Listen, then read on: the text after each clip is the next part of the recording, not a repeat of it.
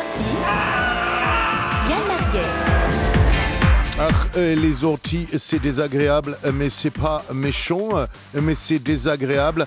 Avec ce petit homme démodé qu'est Yann Marguet. Voilà. Et oui Franck, c'est la fin septembre et comme chaque année, tous les plus gros connards de Paris, Londres, New York et Milan se sont rendus à leur Fashion Week respectives, affublés de leurs chapeaux d'artisans laitiers bretons bicurieux, de leurs mocassins en fourrure de singe rare et de leurs ponchos transparents d'enculés pour célébrer la grande fête de la mode. Mais la mode c'est quoi ? Définition. La mode c'est printemps-été, la mode c'est automne-hiver, la mode y'a que des PD. La mode c'est des pantalons taille haute puis après plus, puis après de nouveau. La mode c'est la même boucle de 10 magasins qui se répètent dans toutes les villes. La mode c'est une page de texte, 2 pages de pub pour du parfum, 1 page de texte, 5 pages de pub pour des gels micellaires. La mode c'est dire je porterai plus que des baggy. La mode c'est dire qu'est-ce qu'on a l'air con avec nos baggy. La mode c'est Hugo Boss qui habillait les nazis. Simple, basique. La mode, c'est tous les enfants de stars qui sont des gros glands, alors ils font de la mode. La mode, c'est des bijoux pour dents, des tatouages pour ongles et des piercings pour joues. La mode, c'est des mannequins qui ont les mêmes mensurations qu'un cintre pour pas plier les vêtements. La mode, c'est marcher devant 300 personnes avec un sarouel en cuir vegan, une chemise en filet et un ananas sur la tête.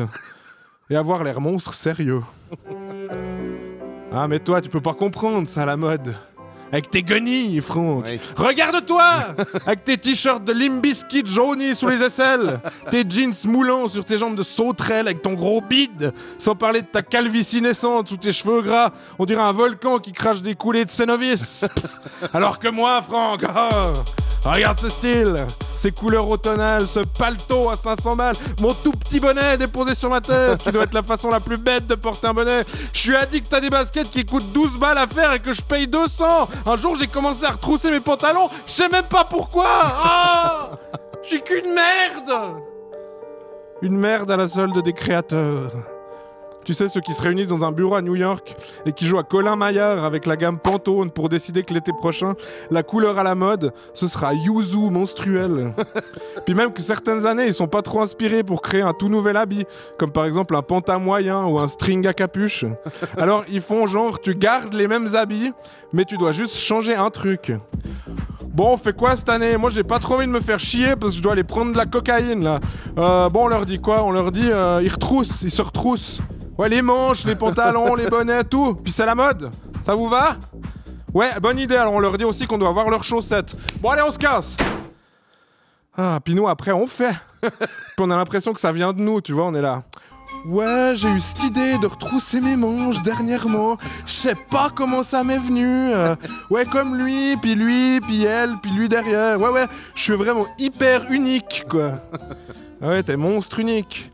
Et même les couillons de l'école avec leurs casquettes Morgin Sport SA, leurs pantalons de pépé et puis leurs manteaux de détective privé, il y en a 200 dans toutes les villes du monde. Alors toi, avec tes manches retroussées, ouais, tu vois comme t'es unique. C'est l'enfer et la mode. C'est vraiment super sympa. Qui est mignon? Qu'est-ce que tu es beau gosse? Non, au fond, les gens les plus uniques, c'est les gens qui s'en branlent. Les étudiants de l'EPFL, par exemple. Ou les moines. Mais qui s'en branle n'est pas pour autant exempt de défauts, loin de là. Non, les gens qui s'en branlent semblent paradoxalement entretenir une véritable fascination pour les gens qui s'en branlent pas. Ils font des remarques, comme par exemple le personnage très agaçant du Twata. Tu connais les Twata ? Toi, t'as toujours de ces pulls. Toi, t'as déjà sorti les shorts. Toi, t'as de ces chaussettes tout le temps. Ouais, j'ai eu cette idée qu'on les voit, mes chaussettes. Je sais pas comment ça m'est venu. Mais c'est pas ton idée, du cul! C'est celle de John Galliano, Vivienne Westwood, Donatella Versace. Des gens à la plastique tout à fait enviables, dont on comprend parfaitement que les conseils mode et les dictats physiques soient respectés par-delà les océans. Bon, c'est leurs idées, mais ils galèrent ces temps-ci, hein. Comme il n'y a plus grand-chose à innover sur les vêtements, ils innovent sur les physiques maintenant. Ils ont tellement plus d'idées qu'ils commencent à autoriser leurs mannequins à bouffer. Non mais c'est dingue ça. Il y a même une grosse qui commence à devenir connue, tu te rends compte ? Ashley Graham, une grosse. Non mais bientôt on va nous dire qu'on est bon, Franck, attention. Bah oui, faut nous dire, parce que nous on sait pas. Quand on était petits, il y avait nos parents qui nous le disaient. Mais maintenant on attend sur la mode. Et on s'y retrouve plus au 21e siècle, à l'heure où les icônes ont été remplacées par une infinité d'icônes et d'icons sur internet, des Instagrammeurs tellement influencés par les marques que celles-ci les embauchent pour influencer à leur tour d'autres gogos. C'est Geppetto qu'engage Pinocchio pour lui apprendre à faire des marionnettes. Et au lieu du nez qui s'allonge, c'est les bifetons et le nombre de followers. Il y a trop de modes différents, il y a trop de gens. À force de nous perdre comme ça, nous on finit par même plus savoir à qui on doit ressembler. Et c'est plutôt cool en fait. À la semaine prochaine. Toi, t'as toujours tes narines.